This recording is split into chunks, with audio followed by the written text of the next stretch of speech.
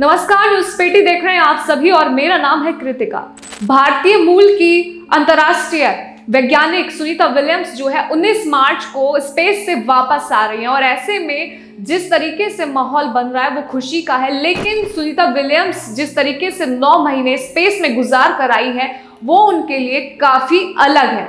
सबसे पहले बता देते कि इंटरनेशनल स्पेस स्टेशन में किस तरीके का माहौल होता है। वहां पर सभी लोग जो हैं गुरुत्वाकर्षण बल के चलते हवा में तैर रहे होते हैं। पैदल चलना कैसा होता है और उठना, बैठना, लेटना, तमाम चीजें जो हैं वो भूल चुकी हैं। उनका कहना है कि इतना लंबे समय गुजारना उनके लिए बहुत ही मुश्किल भरा रहा, लेकिन उन्हें इस मोमेंट को एंजॉय किया।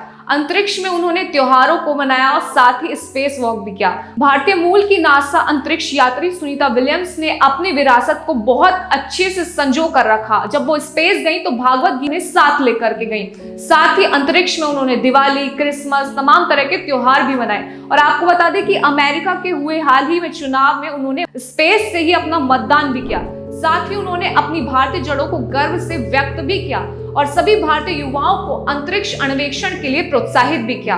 बता दें कि सुनीता विलियम्स के पिता दीपक पंड्या गुजरात के रहने वाले हैं और भारतीय अमेरिकन न्यूरोलॉजिस्ट हैं और उनकी माता जो है वही अमेरिका की रहने वाली है। बता दें कि सुनीता 2006 से लेकर 7 में भी 195 दिनों तक स्पेस में रही और उसके बाद 2012 में 128 दिनों तक स्पेस में रही। वे एक ऐसी महिला है जो स्पेस में काफी ज्यादा समय तक रही। बता दें कि 59 वर्षीय सुनीता विलियम अंतरिक्ष यात्रियों में सबसे ज्यादा स्पेस वॉक करने के मामले में दूसरे स्थान पर है।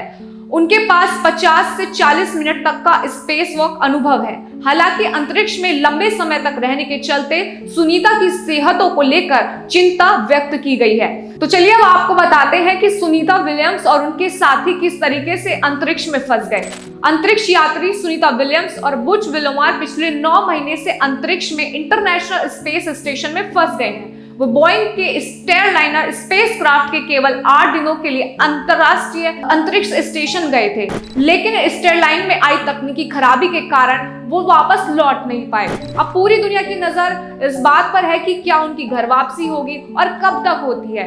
अगर उनकी धरती पर वापसी होती है तो मान लीजिए उन यात्रियों का दूसरा जन्म होगा। कारण ये है कि लोग मान रहे हैं कि उनकी वापसी संभव ही नहीं है। अगर सब कुछ सही रहा तो सुनीता विलियम्स और बुच विलोमार मार्च के महीने में धरती पर आ जाएंगे। अगर मौसम अनुकूल रहा तो 19 मार्च को अंतरिक्ष छोड़ने के 2-3 दिन बाद ही धरती पर आ सकते हैं। और ये अंतरिक्ष यात्री सुनीता विलियम्स और अन्य जो अंतरिक्ष यात्री हैं उनकी वापसी के लिए नासा स्पेसएक्स ने पूरी तैयारियां कर ली हैं। ये यात्री जिस स्पेसक्राफ्ट से आएंगे उसकी लैंडिंग अंटार्कटिका महासागर में होगी। धरती पर लैंडिंग की प्रक्रिया को स्प्लैश डाउन कहते हैं और नासा और स्पेसएक्स ने पूरी तैयारियां कर ली हैं और स्प्लैश डाउन की पूरी प्रक्रिया के बाद निगरानी की जा रही है किस तरीके से जो वैज्ञानिक है वो किस तरीके से धरती पर वापस आ सके।